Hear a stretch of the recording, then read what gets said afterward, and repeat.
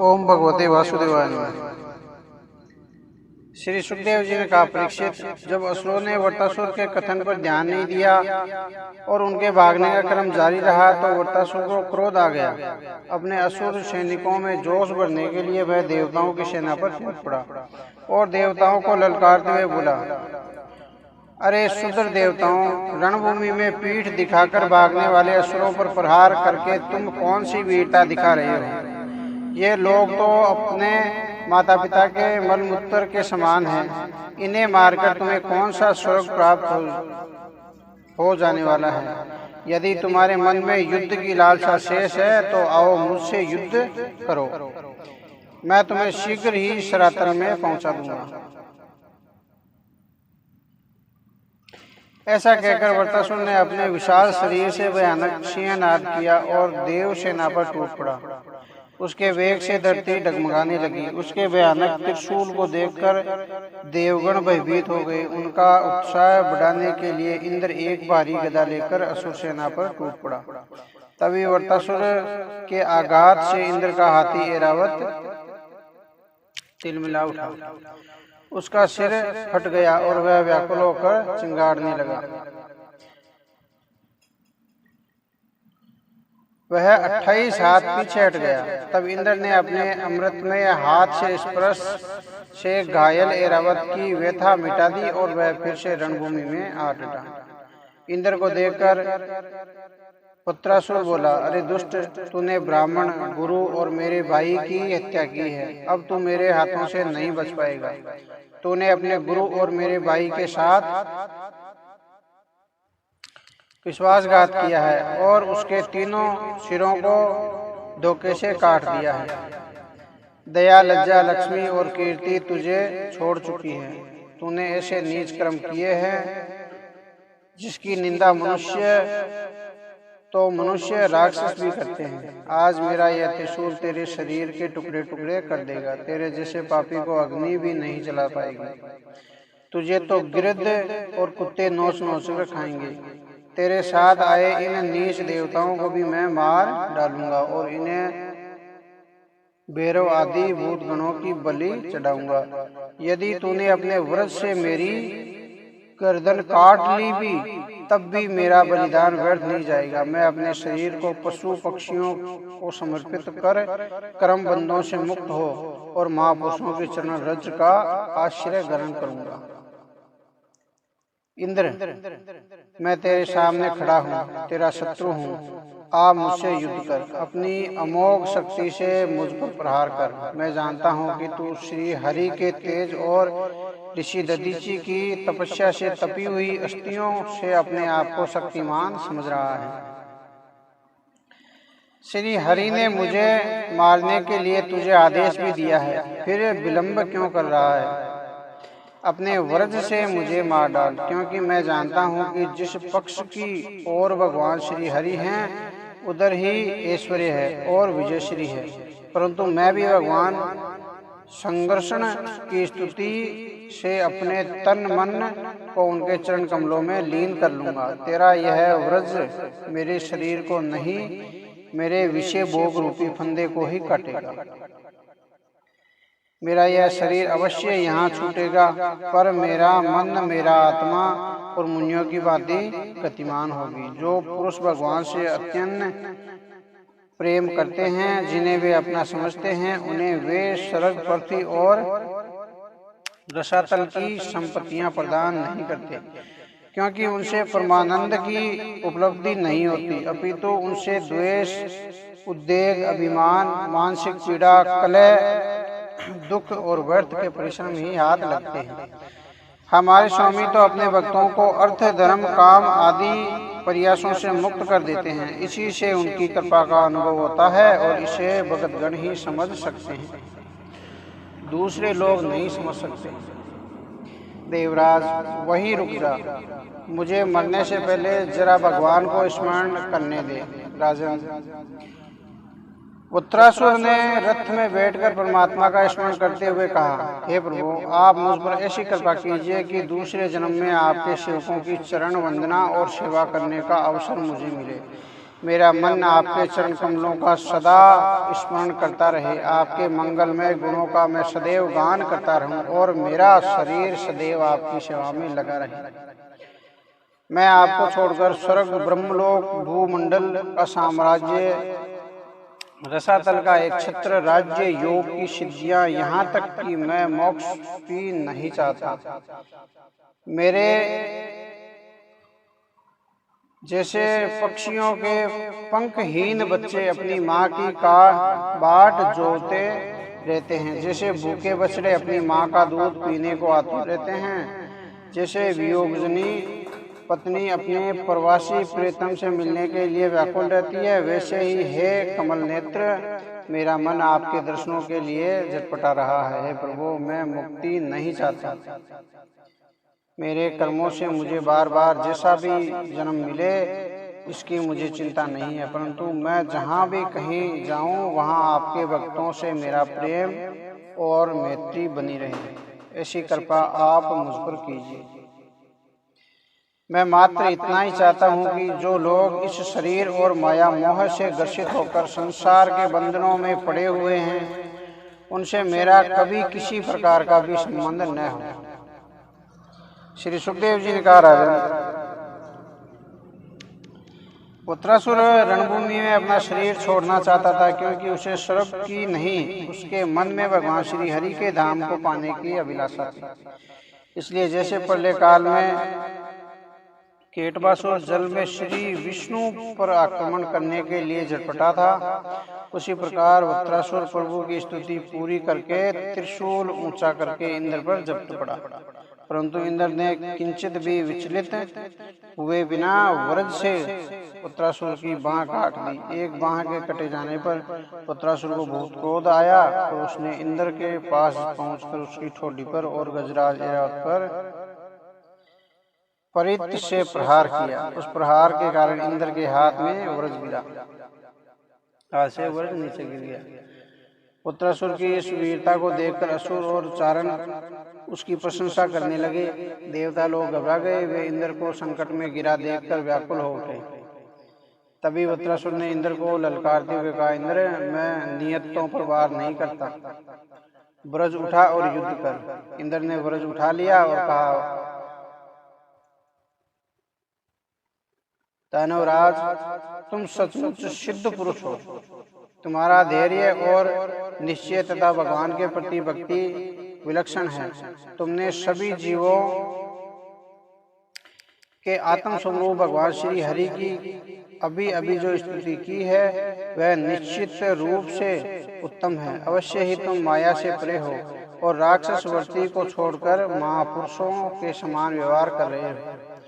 रजोगुणी वृत्ति के होते हुए भी भगवान वासुदेव में तुम्हारी सात्विक श्रद्धा और आस्था सुदृढ़ है। जो भगवान श्री हरि के चरणों में प्रेमा भक्ति रखता है, उसे जगत के भोगों की क्या आवश्यकता है। अमृत के समुद्र में विहार करने वाला गंदे जल से भरे हुए गड्ढों में मुंह नहीं धोता। परीक्षित, इस प्रकार इंद्र और वृत्रासुर पर दोनों आपस में बातें करते हुए युद्ध करने लगे। वृत्रासुर के प्रहारों को इंद्र ने काटा और एक ही झटके से उसकी दूसरी बांह भी काट दी। अपनी दोनों बाहों के कट जाने से वृत्रासुर तड़प उठा। उसने तत्काल अपनी माया से एक भयानक अजगर का रूप धारण किया और इंद्र की ओर मुंह खोलकर आगे बढ़ा। पास आकर यह ऐरावत हाथी के साथ इंद्र को भी एक ही सांस में लील गया। देवताओं ने जब देखा कि वृत्रासुर ने अजगर बनकर इंद्र और ऐरावत को निगल लिया है, तो वे बहुत दुखी हुए और हाय हाय करने लगे। परंतु इंद्र ने नारायण कवच से अपने आप को सुरक्षित कर रखा था, इसलिए अजगर रूपी वृत्रासुर के पेट में जाने के बाद भी इंद्र की मृत्यु नहीं हुई। उसने अपनी शक्ति से अपना आकार बढ़ाया और अपने वज्र से अजगर का पेट फाड़कर बाहर निकल आया। बाहर आते ही तीव्र गति से उछलकर इंद्र ने वृत्रासुर का पहाड़ से भी ऊंचा सिर काट डाला। वत्रासुर का सिर बड़े वेग से धरती पर गिर पड़ा। राजन, जिस समय वत्रासुर मारा गया उस समय आकाश में दुदुम्बियां बजने लगी। रिद्धि सिद्धि ऋषि मुनि इंद्र की स्तुति करने लगे और आकाश से पुष्प वर्षा करने लगे। वत्रासुर का सूक्ष्म शरीर उसके नश्वर शरीर से निकलकर वैकुंठ लोक की ओर चला गया। सभी ने देखा कि उसके सूक्ष्म शरीर को श्री हरि के पार्षद एक सुंदर और भव्य विमान पर सवार कराकर ले जा रहे हैं। श्री सुखदेव जी ने कहा, परीक्षित, वत्रासुर के मर जाने से तीनों लोकों में प्रसन्नता छा गई, परंतु इंद्र का मन अशांत हो गया। परीक्षित ने पूछा, मुनिवर, देवताओं के अशांत होने का कारण क्या था? जब सभी देवता प्रसन्न हुए तो वह क्यों नहीं हुए? श्री सुखदेव जी ने कहा, राजन, इंद्र ब्रह्महत्या के पाप से दुखी था। वह जानता था कि वत्रासुर ब्राह्मण पुत्र है, इसलिए वह उसकी हत्या करना नहीं चाहता था, क्योंकि एक बार विश्वरूप की हत्या करने से वह पहले भी ब्रह्महत्या का दोषी बन चुका था। तब ऋषियों ने उसे आश्वासन दिया था कि अश्वमेध यज्ञ करके वे उनके सारे पापों को दूर कर देंगे। अश्वमेध यज्ञ से अंतर्यामी सर्वशक्तिमान परमात्मा की आराधना करने से सभी पापों से मुक्ति हुआ जा सकता है। भगवान के नाम का कीर्तन करने से तो ब्रह्महत्या से भी नहीं, पिता माता आचार्य आदि की हत्या के दोष से भी बचा जा सकता है। महापापी और कुत्ते का मांस खाने वाले दुष्ट चांडाल और कसाई भी शुद्ध हो जाते हैं। अतः दुष्ट आतिताई वत्रासुर का वध करने में कोई बुराई नहीं है। परीक्षित, इस प्रकार ब्राह्मणों से प्रेरणा प्राप्त करके ही देवराज ने वत्रासुर का वध किया था। अब उसके मारे जाने पर ब्रह्महत्या इंद्र के पास आई। उसके कारण इंद्र को बड़ा क्लेश हुआ और दुख हुआ। उसका हृदय भीतर से जलने लगा, मन परेशान रहने लगा। एक क्षण के लिए उसे चैन नहीं पड़ रहा था। उसे ऐसा लग रहा था कि जैसे ब्रह्महत्या साक्षात चंडालनी के समान उसके पीछे पीछे भागी चली जा रही है। उसके सारे वस्त्र ब्राह्मण के रक्त से भीग गए और उसे लगा कि वह उसके भय से भयभीत सभी दिशाओं में भागता फिर रहा है और कभी भी उसे आश्रय नहीं मिल पा रहा है। तब वह जाकर मानसरोवर में छिप गया और 1000 वर्ष तक कमल के पत्तों में छिपा बैठा रहा और सोचता रहा कि इस ब्रह्महत्या के पाप से छुटकारा किस प्रकार से हो।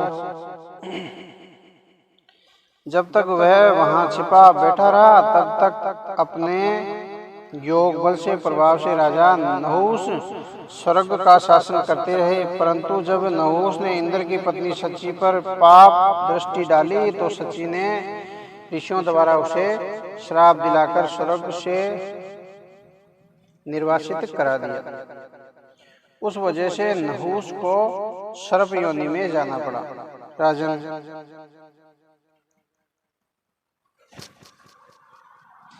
भगवान श्री हरि के नाम का जप करके ही देवराज इंद्र के पाप नष्ट हो गए और ब्राह्मणों के बुलाने पर ही इंद्र पुण्य स्वर्ग में आए। श्री विष्णु की पत्नी महादेवी लक्ष्मी ने इंद्र की रक्षा की। रुद्र ने उसके पाप को निस्तेज कर दिया। इंद्र के इस प्रकार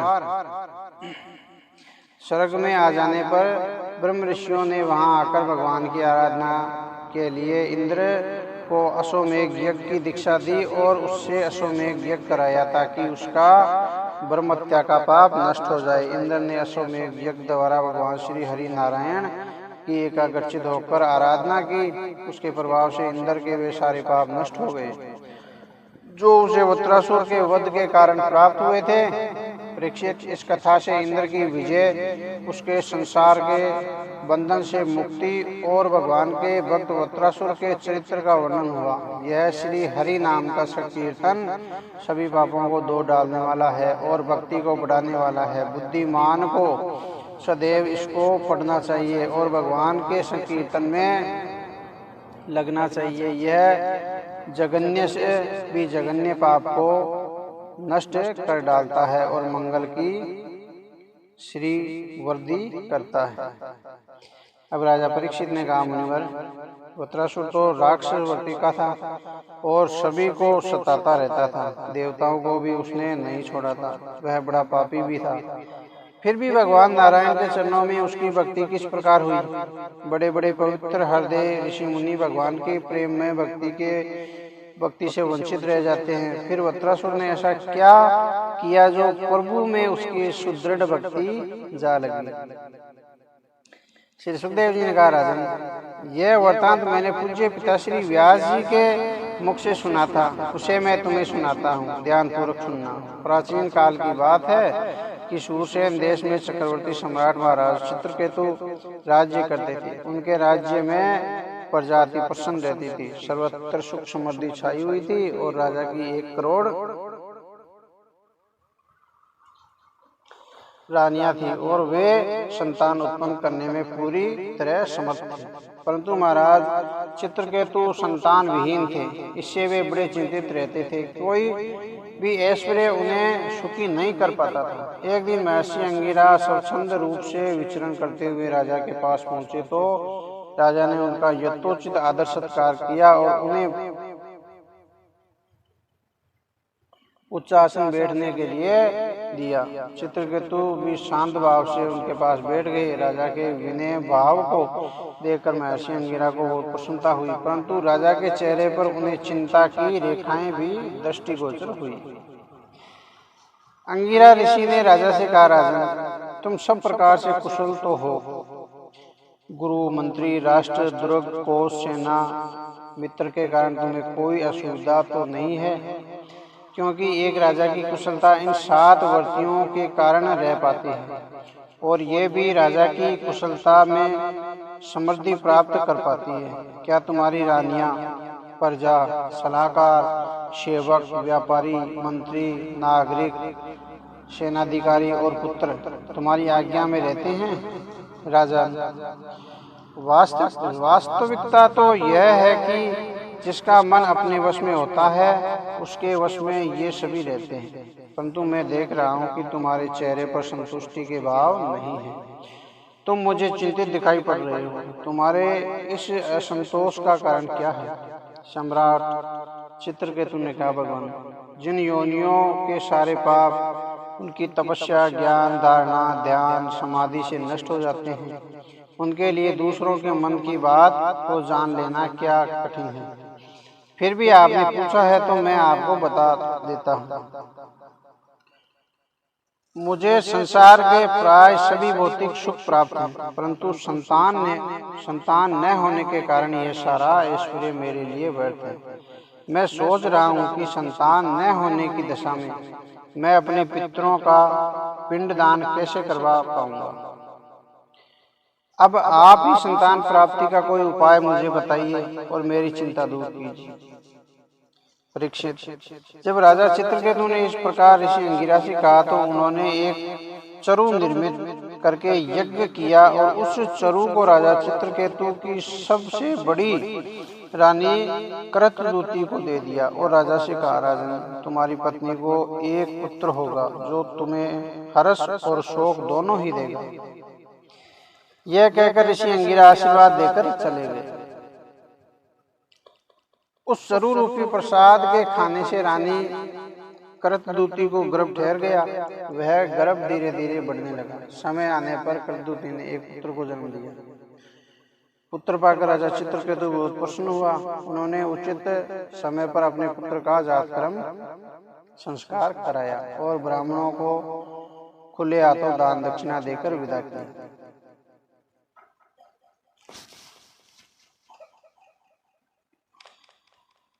अपने पुत्र में राजा चित्रकेतु को दोनों दिन आसक्ति बढ़ने लगी। माता पिता का भी मोह बहुत बढ़ गया, परंतु दूसरी 7 रानियों को संतान प्राप्ति न होने के कारण ईर्ष्या होने लगी। राजा भी अब उनकी ओर अधिक ध्यान नहीं देता था। इस कारण वे भी चिढ़ने लगी थी। राजा की उपेक्षा उन्हें हार्दिक कष्ट पहुंचाती थी। वे आपस में मिलती तो बातें करती। बहन, पुत्रहीन बांझ स्त्री बहुत अभागनी होती है। पुत्र वाली 7 उससे दासी जैसा व्यवहार करती है। और बात बात में ताने मारकर उसका अपमान करती है। इसके अतिरिक्त प्राण प्रिय पतिदेव भी उनसे मुंह मोड़ लेते हैं। वास्तव में पुत्रहीन स्त्री धिक्कार के योग्य है। पुत्रवती दासियां तब अपने पतियों की सेवा करके सम्मान पाती है, किंतु पुत्रहीन पत्नी के भाग्य में यह सुख कहाँ। परीक्षित, इस प्रकार राजा की दूसरी स्त्रियां पुत्रवती महारानी से ईर्षा करने लगी थी और उसे दुखी करने के अवसर ढूंढती रहती थी। एक बार चिढ़कर एक सोत ने नन्हे बालक को विष दे दिया।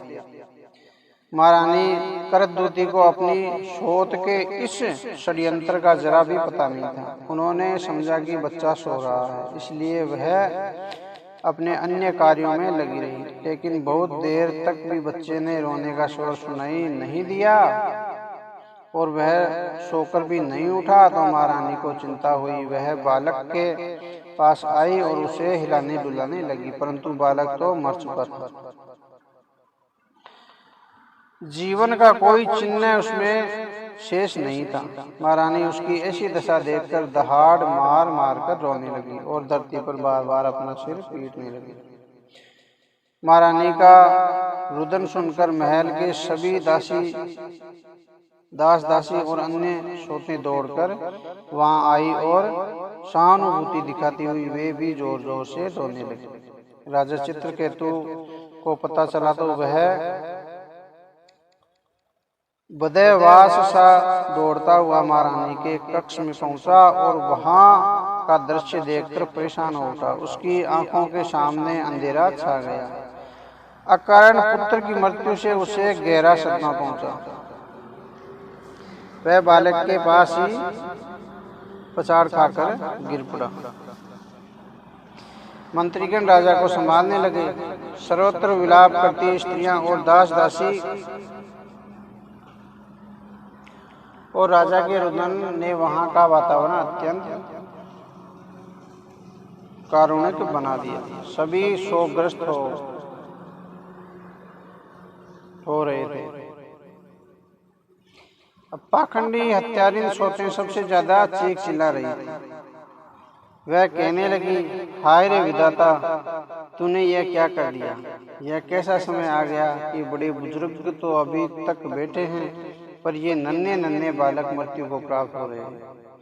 तू वास्तव में बड़ा निठुर है और जीवों का शत्रु है। तू अपनी सृष्टि वृद्धि के लिए ही मनुष्यों को स्नेह बंधन में बांधता है, परंतु इस प्रकार नन्हे नन्हे बच्चों को मारकर तू कौन सा कर्मों का बदला ले रहा है। हे पुत्र, तेरे बिना तो हम अनाथ हो गई। जरा आंखें खोलकर तो देख कि हमारी क्या दशा हो गई। तेरे पिता भी कितने शोक संतप्त हो रहे हैं। हे पुत्र, यह यमराज अत्यंत निर्दय है। तुम इसके साथ मत जाओ। आंखें खोलो और मेरे लाल देखो, तो मैं तुम्हारी माँ बेहाल हुई जा रही हूँ।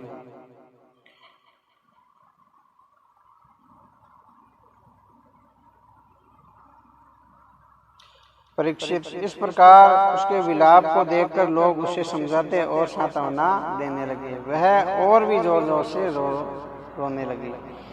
इतनी जोर से तो वह भी नहीं रो रही थी जिसकी कोख का लाल मौत के मुंह में समा गया था। सारा नगर ही राजा के साथ शोक मगन हो गया था। तब अपनी दिव्य दृष्टि से जानकर महर्षि अंगिरा और देवर्षि नारद वहां आ गए। श्री सुखदेव जी ने कहा, परीक्षित, जब राजा चित्रकेतु और महारानी करदूती अपने मृत बालक के पास रुदन करते हुए शोकाग्रस्त बैठे थे, तभी देवर्षि नारद और महर्षि अंगिरा वहां पहुंचे और उन्हें तरह तरह की उक्तियां सुनाकर समझाने लगे। उन्होंने कहा, राजेंद्र, जिस बालक के लिए तुम इतना शोक कर रहे हो, यह पहले जन्म में तुम्हारा कौन था? इससे तुम्हारा क्या संबंध था? अगले जन्म में भी तुम्हारा इससे क्या संबंध होगा? इससे क्या तुम जानते हो? जैसे जल के तेज प्रवाह में बालू के कण एक दूसरे से मिलते रहते हैं और बिछड़ते रहते हैं, वैसे ही समय के प्रवाह में प्राणियों का मिलन और बिछोड़ होता जाता है। राजन, जैसे कुछ बीजों से दूसरे बीज उत्पन्न होते हैं और नष्ट हो जाते हैं, वैसे ही भगवान की माया से प्रेरित होकर प्राणियों से प्राणी उत्पन्न होते हैं और नष्ट हो जाते हैं। जितने भी प्राणी इस जन्म में दिखाई पड़ते हैं वे पहले जन्म में नहीं थे और न अगले जन्म में होंगे। भगवान ही सभी प्राणियों के अधिपति हैं। उन प्रभु में जन्म और मृत्यु का विकार नहीं है। वे अविनाशी सत्य रूप है। उन्हें किसी की इच्छा नहीं है और न किसी से वे कोई अपेक्षा रखते हैं। वे प्राणियों का निर्माण करते हैं और उन्हें पालते हैं और नष्ट कर देते हैं। जैसे बच्चे मिट्टी के घर घरौंदे बनाते हैं और फिर उन्हें बिगाड़ देते हैं। राजन, महर्षि के समझाने पर राजा का क्लेश थोड़ा कम हुआ और उन्हें अपने अश्रु पहुंचे। तब महर्षि ने राजा से कहा, राजन, जिस समय तुम पुत्र के लिए लालायित हुए थे तब मैंने तुम्हें पुत्र दिया था। मैं अंगीरा हूँ, ये देवर्षि नारद है। राजन, जो भगवान श्री हरि और ब्राह्मणों का भक्त है उसे किसी प्रकार का भी कोई शोक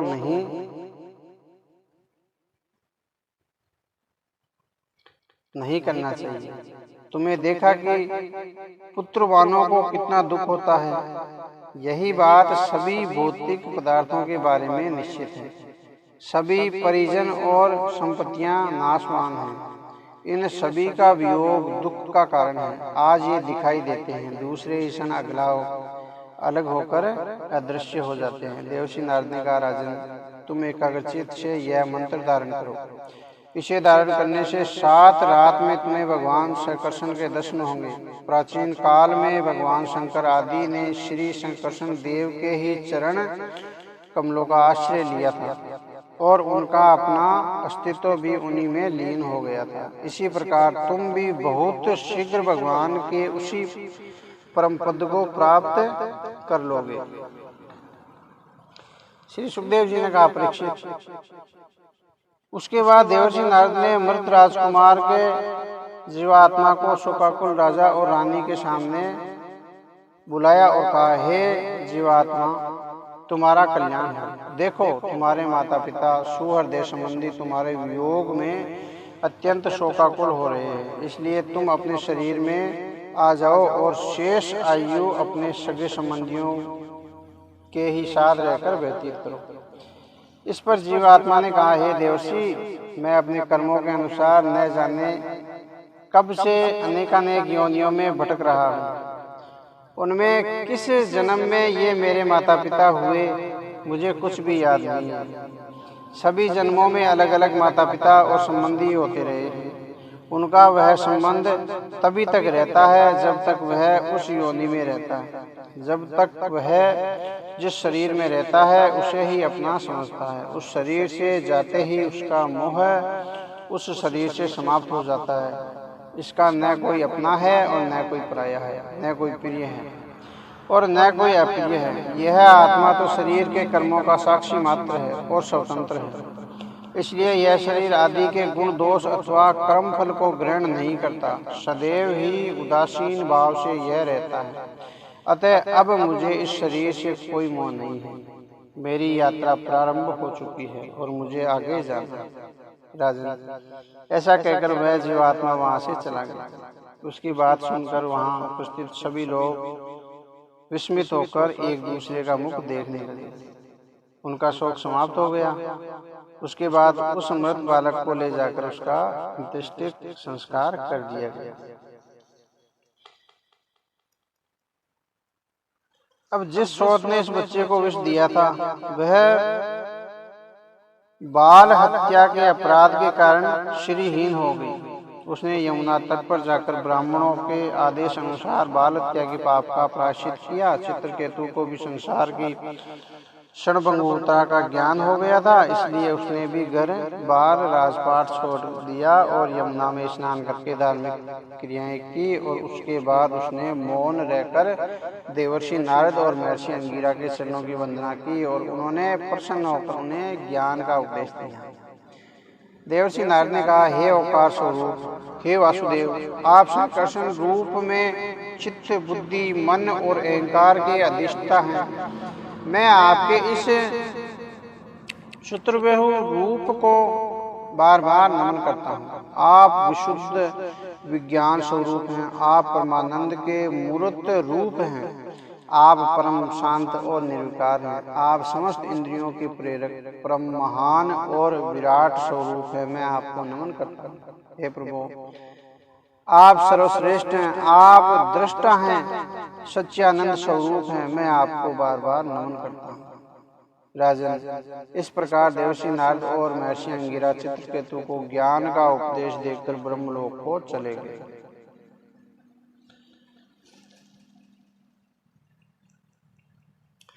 राजा चित्रकेतु ने 7 दिन तक केवल जल पीकर एकाग्र मन से भगवान की स्तुति की। उस स्तुति से राजा चित्रकेतु को विद्याधरों का अखंड आधिपत्य प्राप्त हो गया।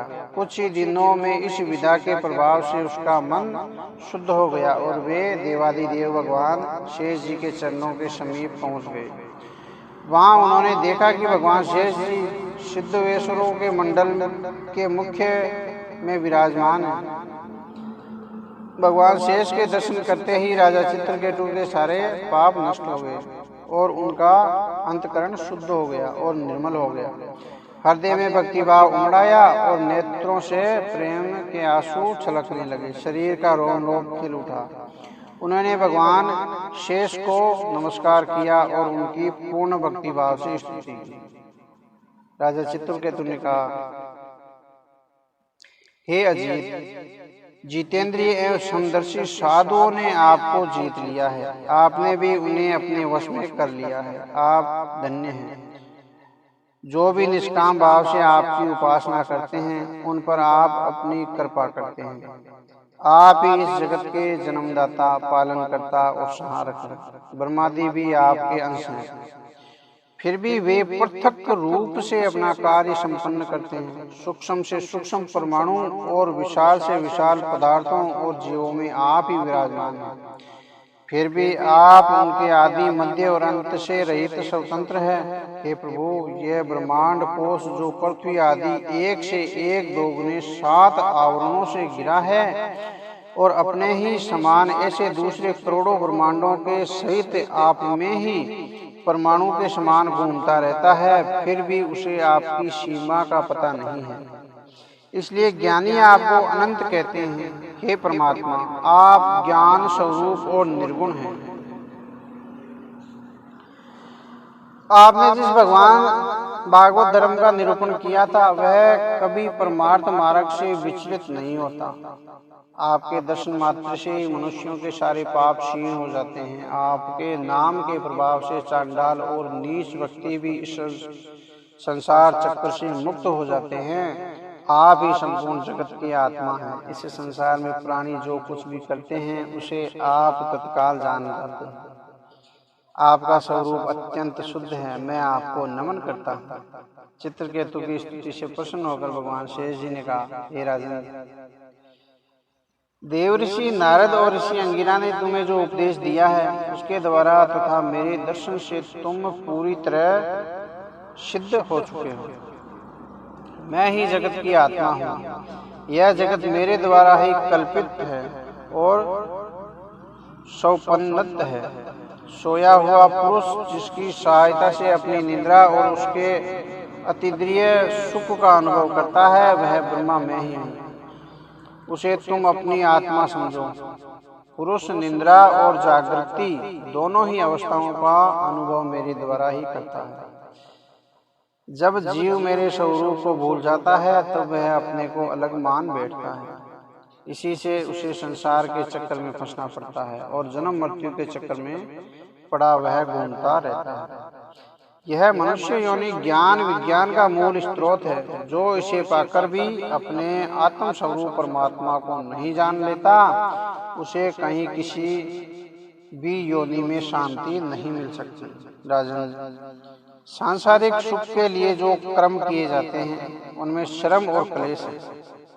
जिस सुख के लिए वे किए जाते हैं, उनसे दुख ही दुख प्राप्त होता है। मनुष्य जब कर्मों से पूरी तरह अलग हो जाता है, तब उसे किसी प्रकार का कोई भय नहीं रहता।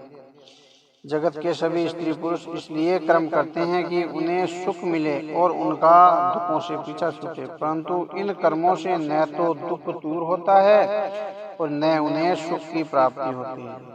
जो लोग योग मार्ग का तत्व समझने में चतुर हैं, उनको भली भांति समझ लेना चाहिए कि जीवन का सबसे बड़ा स्वार्थ और परमार्थ केवल इतना ही है कि वह ब्रह्मा और आत्मा की एकता को अनुभव कर ले।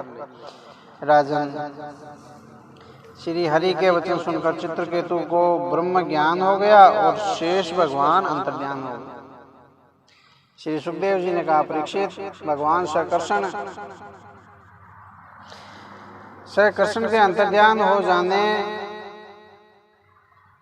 जाते ही विद्याधर चित्रकेतु आकाश मार्ग से स्वच्छंद घूमने लगा। वह करोड़ों वर्षों तक सुमेरु पर्वत की घाटियों में विहार करता रहा। उसके शरीर का बल और इंद्रियों की शक्ति जरा भी कम नहीं हुई। बड़े बड़े सिद्ध और चारण विद्याधर चित्रकेतु की स्तुति करते रहते हैं। इससे उसे बड़ा घमंड हो गया। एक दिन विद्याधर चित्रकेतु भगवान श्री कृष्ण द्वारा दिए हुए विमान पर चढ़कर कहीं जा रहा था। उसी समय उसने देखा कि भगवान शंकर बड़े बड़े सिद्ध मुनियों और अपने विकट गणों की सभी के साथ सभा में पार्वती जी को अपनी गोद में लिए बैठे हुए हैं और उनकी कमर में हाथ डालकर उन्होंने उन्हें अपने शरीर से सटाया हुआ है। उस प्रकार से उन्हें देखकर चित्रकेतु उन्हें सुनाकर कहने लगा। चित्रकेतु ने कहा, अरे आप तो आशुतोष शिव हैं, सारे जगत के धर्म शिक्षक और गुरुदेव हैं, समस्त प्राणियों में सर्वश्रेष्ठ आदि योगेश्वर हैं।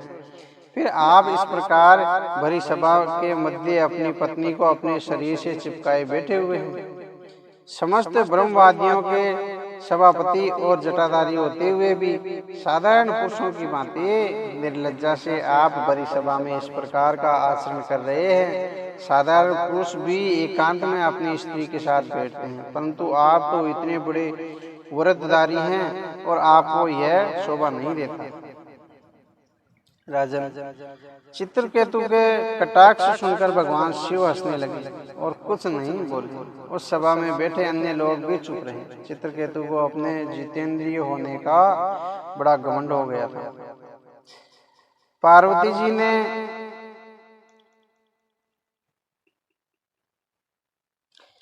पार्वती जी को यह बात सहन नहीं हुई। वे क्रोध में भरकर बोली, दुष्ट, तू किस प्रभु का शासन मानता है? क्या तेरा प्रभु निर्लज्जों और पापियों को दंड इसी प्रकार से देता है? ऐसा लगता है कि स्वयं ब्रह्मा जी, भृगु जी, नारद जी, सनकादि ऋषि, कपिल देव और मुनि भी धर्म के रहस्य को नहीं जानते। तभी तो वे धर्म की मर्यादा का उल्लंघन करने वाले भगवान शिव को यहाँ आकर नहीं रोकते। वे महापुरुष न जाने क्यों भगवान आशुतोष के चरण कमलों की वंदना करते हैं।